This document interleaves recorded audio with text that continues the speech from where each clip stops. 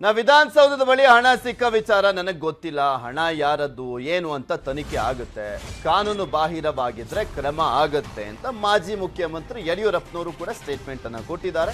ಹಣ ಸಿಕ್ಕಿರುವಂತ ವಿಚಾರಕ್ಕೆ ಸಂಬಂಧ ಏನ್ರಿ ವಿಧಾನಸೌಧದಲ್ಲಿ 10 ಲಕ್ಷ ರೂಪಾಯಿ ಸಿಕ್ಕಿದೆ ಸರ್. 10 ಲಕ್ಷ ಗೊತ್ತಿಲ್ಲಪ್ಪ, ಯಾರ್ದು ಏನು ಅಂತ ತನಿಖೆ ಆಗುತ್ತೆ.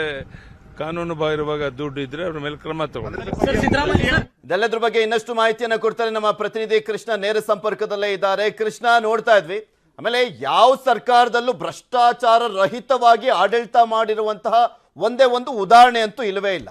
ಈ ಹಿಂದೆ ಸಿದ್ದರಾಮಯ್ಯನವರು ಗೌರ್ಮೆಂಟ್ ಇದ್ದಂತ ಸಂದರ್ಭದಲ್ಲೂ ಕೂಡ ಪುಟ್ಟರಂಗ ಶೆಟ್ಟಿ ಅವರ ಕಚೇರಿಯಲ್ಲಿ ಕಾರ್ಯನಿರ್ವಹಿಸ್ತಾ ಇದ್ದಂತ ಟೈಪಿಸ್ಟ್ ಬಳಿ 25 ಲಕ್ಷ ಸಿಕ್ಕಿದ್ದು ದೊಡ್ಡ ವಿವಾದ ಆಗಿತ್ತು.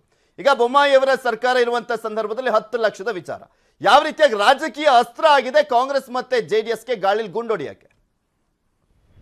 ಈ ಸ್ಮಾರ್ಟ್ ಫೋನ್ ಯುಗದಲ್ಲೂ ಇವರು ಫೋಟೋ ಸ್ಟುಡಿಯೋ ಮಾಡಿ ವರ್ಷಕ್ಕೆ 30 ಲಕ್ಷ ಲಾಭ ಮಾಡ್ತಿದ್ದಾರೆ. ನೀವು ಮಾಡಬೇಕಾ? ಅವರಿಂದ ಕಲಿಬೇಕಾ? ಫ್ರೀಡಮ್ ಆಪ್ ಅನ್ನ ಖಂಡಿತವಾಗ್ಲೂ ಪೃಥ್ವಿರಾಜ್, ಈಗಾಗಲೇ ವಿಧಾನಸೌಧದಲ್ಲಿ ಸಿಕ್ಕಿರತಕ್ಕಂಥ ಹಣ ಏನಿದೆ ಆ ಒಂದು ವಿಚಾರದ ಬಗ್ಗೆ ಕಾಂಗ್ರೆಸ್ ಮತ್ತೆ ಬಿಜೆಪಿ ನಾಯಕರ ನಡುವೆ ಒಂದು ರೀತಿ ವಾಕ್ಸಮರ ಮತ್ತೆ ಜಟಾಪಟಿಕೆ ಕಾರಣವಾಗಿರುವಂತದ್ದು. ನೀವು ಹೇಳ್ದಂಗೆನೆ ಹಿಂದೆ ಏನು ಕಾಂಗ್ರೆಸ್ ಸರ್ಕಾರ ಅಧಿಕಾರದ ಇದ್ದಂತ ಸಂದರ್ಭದಲ್ಲಿ ಪುಟ್ಟರಂಗ ಶೆಟ್ಟಿ ಅವರ ಕಚೇರಿಯಲ್ಲೇ ಮುಖ್ಯವಾಗಿ 25 ಲಕ್ಷ ಹಣ ಸಿಕ್ಕಿತ್ತು. ಇದೇ ವಿರೋಧ ಪಕ್ಷವಾಗಿರತಕ್ಕಂಥ ಬಿಜೆಪಿ ಅಂದ್ರೆ ಇದೇ ಆಡಳಿತ ಪಕ್ಷವಾಗಿರತಕ್ಕಂಥ ಬಿಜೆಪಿ ವಿರೋಧ ಪಕ್ಷ ಸ್ಥಾನದಲ್ಲಿತ್ತು, ದೊಡ್ಡ ಮಟ್ಟದ ಹೋರಾಟವನ್ನು ಕೂಡ ಮಾಡಿತ್ತು. ಈಗ ಬೊಮ್ಮಾಯಿ ಸರ್ಕಾರದಲ್ಲಿ ಎಲ್ಲೊಂದು ಕಡೆಗೆ ಅವರ ಸಂಬಂಧಪಟ್ಟಂತ ಸಚಿವರ ಸಂಬಂಧಪಟ್ಟಂತೆ ಹಣ ಸಿಕ್ಕಿದೆ ಅನ್ನೋದು ಈಗ ಕಾಂಗ್ರೆಸ್ ದೊಡ್ಡ ಮಟ್ಟದ ಒಂದು ರೀತಿ ಅಸ್ತ್ರವಾಗಿ ತೆಗೆದುಕೊಳ್ಳೋದ್ರ ಮುಖಾಂತರವಾಗಿ ಒಂದು ರೀತಿ ಸರ್ಕಾರದ ವಿರುದ್ಧವಾಗಿ ಒಂದು ರೀತಿ ಮುಗಿಬಿದ್ದಿರುವಂತದ್ದು.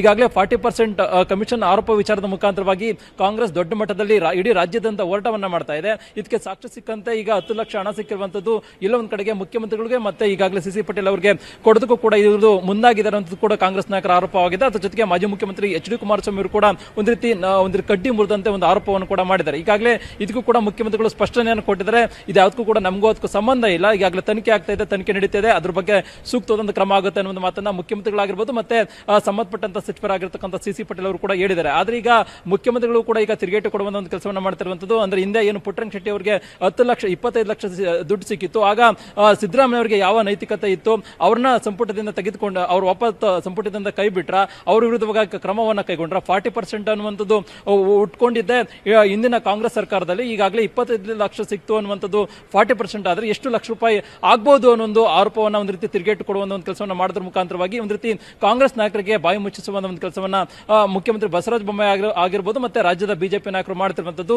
ಇದು ಚುನಾವಣೆ ವಸ್ತಿಲಿರುವಂತಹ ಸಂದರ್ಭದಲ್ಲಿ ಈ ಒಂದು ಪ್ರಕರಣ ಏನಿದೆ ಇದು ಎಲ್ಲೋ ಒಂದ್ ಕಡೆಗೆ ಒಂದು ರೀತಿ ವಿರೋಧ ಪಕ್ಷಗಳಿಗೆ ಒಂದು ರೀತಿ ದೊಡ್ಡ ಮಟ್ಟದ ಅಸ್ತ್ರವಾಗಿ ಸಿಕ್ಕಿರುವಂತದ್ದು. ಈಗಾಗಲೇ ಮುಖ್ಯವಾಗಿ ಸೆಂಟ್ರಲ್ ವಿಚಾರವಾಗಿರ್ಬೋದು, ಬೇರೆ ಬೇರೆ ವಿಚಾರಗಳು ದೊಡ್ಡ ಮಟ್ಟದಲ್ಲಿ ಚರ್ಚೆ ಆಗ್ತಾ ಇದೆ.